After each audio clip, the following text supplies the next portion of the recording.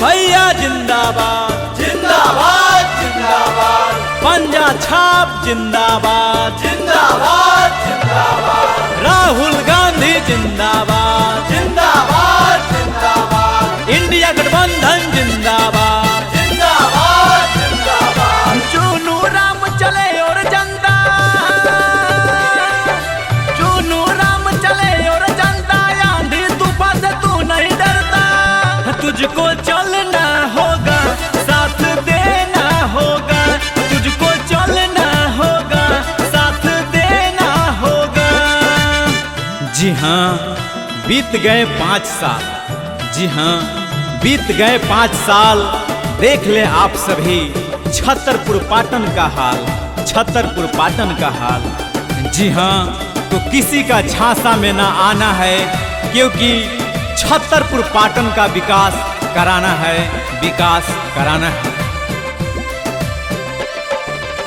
नफरत के यहाँ न कोई जगह है, नफरत के यहाँ न कोई जगह है।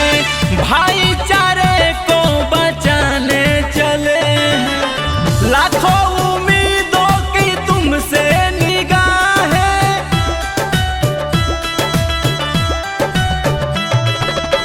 लाखों उम्मीदों की तुम पे निगाह है। राधा कृष्ण भैया जी है रखवाले, साथ देना होगा, पाटन में लाना होगा, फिर से जिताना होगा, विधायक बनाना होगा।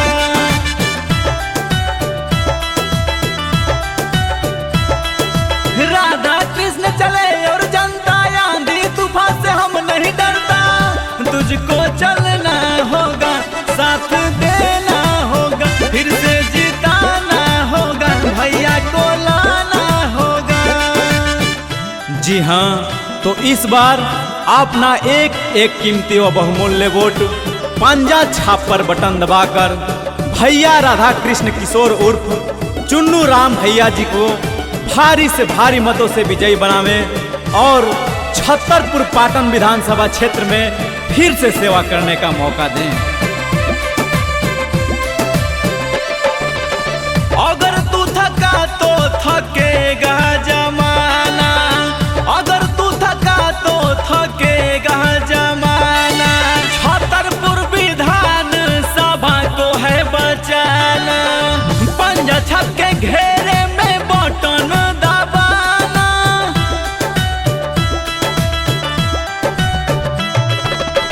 पंजा छाप के घेरे में बटन दबाना। राधा कृष्ण भैया को फिर से है जीताना, साथ देना होगा, पंजा दिखाना होगा, तुझको चलना होगा, साथ देना होगा। जी हाँ, तो भूले नहीं, इस बार सिर्फ पंजा छाप। चुनू भैया चले और जनता, आंधी तूफान से तू नहीं डरता।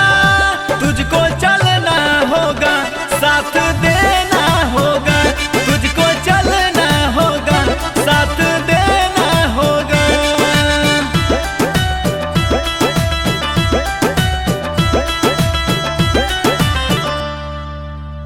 जी हाँ, प्रश्न करना उनसे, प्रश्न करना उनसे, उन्हीं के शब्दों में क्या सड़क का जाल बिछा क्या, सड़क का जाल बिछा क्या, सिंचाई का साधन हुआ क्या, पेंशन की राशि मिली क्या, बिजली गांव में पहुंची क्या, पीने का पानी मिला क्या, हॉस्पिटल की व्यवस्था हुई क्या, शिक्षा की व्यवस्था बढ़ी क्या, नाली गली की व्यवस्था सुधरी क्या।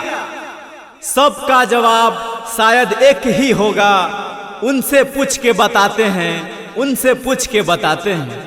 अब ये सभी आपको देखना है, आपको सोचना है, निर्णय की घड़ी आ गई है, आपको निर्णय लेना है, आपको निर्णय लेना है। जी हाँ, तो इस बार अपना एक एक कीमती व बहुमूल्य वोट पंजा छाप पर बटन दबाकर भैया राधा कृष्ण किशोर उर्फ चुन्नू राम भैया जी को भारी से भारी मतों से विजयी बनावे और छतरपुर पाटन विधानसभा क्षेत्र में फिर से सेवा करने का मौका दें।